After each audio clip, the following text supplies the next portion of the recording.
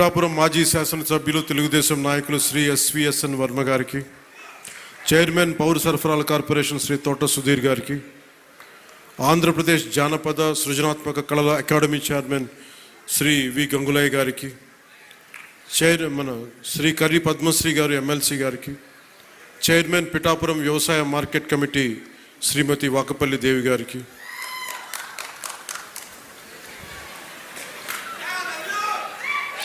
Chairman Godavari eastern delta project Sri Muralishetti Sunil గారికి, BJP Pithapuram in charge Burra Muralikrishnaraju గారికి. ఆయన ఒకసారి బీజేపీని జనసేన కూడా నాకు అర్థం కాదు, అంత ప్రేమ చూపిస్తారు, అంత నిలబడతారు. సో వారికి నా మనస్ఫూర్తిగా నమస్కారాలు. నేను చాలామందిని ఆహ్వానించాను. చాలామంది గతంలో పిఠాపురంలో మన ఎలక్షన్ సమయంలో జనసేన విజయాన్ని కృషి చేసిన చాలామంది సినిమా ప్రముఖుల్లో చాలామందిని ఆహ్వానించి మొదటి రోజుగా హైపర్ ఆది గారిని, మాట బాగుంటుంది కదా, అందరూ కామెడీ హ్యూమర్ అనుకుంటారు, మాట చాలా విట్టు ఉంటుంది. అలాంటి హైపర్ ఆది గారు ఇక్కడ విచ్చేసినందుకు మనస్ఫూర్తిగా వారికి నా హృదయపూర్వక నమస్కారాలు, ధన్యవాదాలు. అలాగే సాగర్ జనసేన ఇన్ఛార్జ్, కరీంనగర్ ఇన్ఛార్జ్, ప్రత్యేకించి వాళ్ళందరినీ మనకి టీవీ మాధ్యమాల ద్వారా, సీరియల్స్ ద్వారా వారు ఆర్కే నాయుడుగా మన ఈ మధ్య సినిమా కూడా చేశారు. ఆయన అసలు పేరు సాగర్ అయినప్పటికీ కూడా ఆయన వేసిన క్యారెక్టర్ ఆర్కే నాయుడుగానే ఆయన ప్రసిద్ధి చెందారు. మనస్ఫూర్తిగా వారికి, ప్రత్యేకించి తెలంగాణ నుంచి మీరు మనస్ఫూర్తిగా ఇక్కడికి వచ్చినందుకు నా హృదయపూర్వక ధన్యవాదాలు. తెలంగాణకి ఆంధ్ర ప్రాంత ప్రేమను తీసుకెళ్ళండి. తెలంగాణ సోదరులకి, సోదరీమణులకి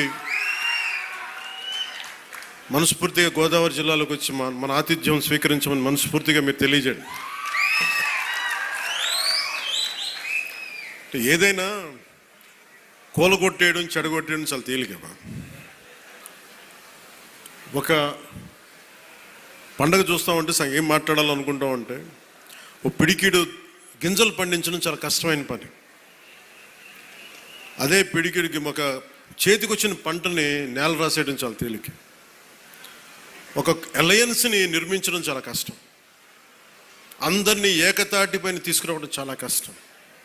కేంద్ర నాయకత్వం దగ్గర నుంచి రాష్ట్ర నాయకత్వం ఎంత కష్టపడి పట్టుకెళ్తుంటే దాన్ని చెడగొట్టడం చాలా తేలిక, చాలా తేలిక. సంక్రాంతి మనం చెప్తుంది ఏంటంటే, ఒక చేతికి ఒక కష్టపడి సంవత్సరం, ఒక 6 నెలలు కష్టపడి, 4 నెలలు కష్టపడి పంట చేతికి వస్తే ఆనందం తాలూకు నిదర్శనమే సంక్రాంతి పండగ. మనకి ధాన్యం వచ్చింది, ధాన్యం అమ్మగా డబ్బులు వచ్చినాయి. ఈ రోజున మన హరిదాసులు కానీ, ఇంతమంది జానపద కళాకారులకు కానీ మనం ఎందుకు ఇస్తాం ఇవన్నీ అంటే, మా దగ్గర అబండెన్స్ ఉంది, మాకు ఒక 10 బస్తాలు పంట ఉంటే మేము 2 బస్తాలు పంచుతామని చెప్పడానికి. అది సంక్రాంతి తాలూకు నిదర్శనం. అంటే అలాగా మీరు ఇందాక మంత్రివర్యులు నారాయణ గారు చెప్తా ఉన్నారు, ఇంకా ప్రపంచంలో ఏ నియోజకవర్గం ఇంకెక్కడా రాదు అండ్ ఏది జరుగు, ఇక్కడ కొబ్బరాకు పడ్డా కానీ పిఠాపురంలో చాలా దారుణం జరిగిపోయింది. ఒక తాటాకు, అక్కడ ఉన్న తాటాకు ఊడిపడిపోతే అమ్మా చాలా దారుణం జరిగిపోయింది.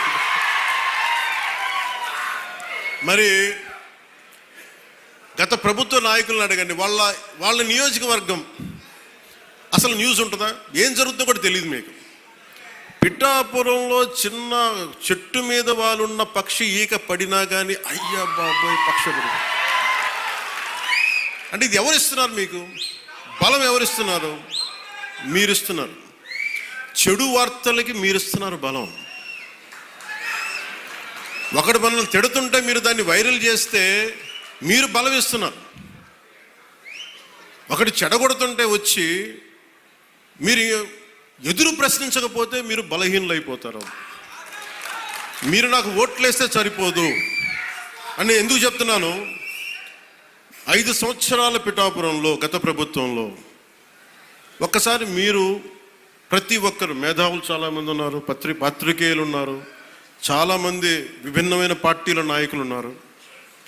ఈ గత 5 సంవత్సరాల కాలంలో ఎన్ని కోట్లు ఖర్చు పెట్టారో ఒకసారి అడగమని చెప్పాను. నువ్వు పేరంటాలకి రాలేదు, పబ్బాలకి రాలేదంటే, ఒక దేశం కోసం శ్రమించే వ్యక్తిని, ఇంత మందిని ఏకం చేసే వహించే వ్యక్తిని నాకు మీరు ఇవ్వాల్సింది, మేము ఉన్నాం కాచుకుంటాను, మిగతా వెళ్ళి పని చేయని చెప్తే కదా నాకు ఆనందం. అలా కాకుండా వచ్చి నేను వ్యవస్థని బలోపేతం చేయడానికి వచ్చాను. అంటే నా అవసరం లేని నిజమైన నాయకత్వం ఏంటి? నాయకుడు అవసరం లేకుండా పనులు జరిగిపోవాలి సింగపూర్ లాగా. అది కదా అభివృద్ధి అంటే. ఏ పని కావాలన్నా ఎమ్మెల్యే గారి ఇంటికి వెళ్తే కానీ పనులు అవ్వండి, అట్లా అంటే అది అభివృద్ధి కానట్టే కదా. లెక్క అంటే గత ప్రభుత్వంలో మీరు ఎంత ఖర్చు పెట్టారో ఒకసారి చూడండి. నేను గత ఏడాది 308 కోట్లతోటి పిఠాపురం అభివృద్ధికి మనం ఖర్చు పెట్టాం. మీరు చూడండి.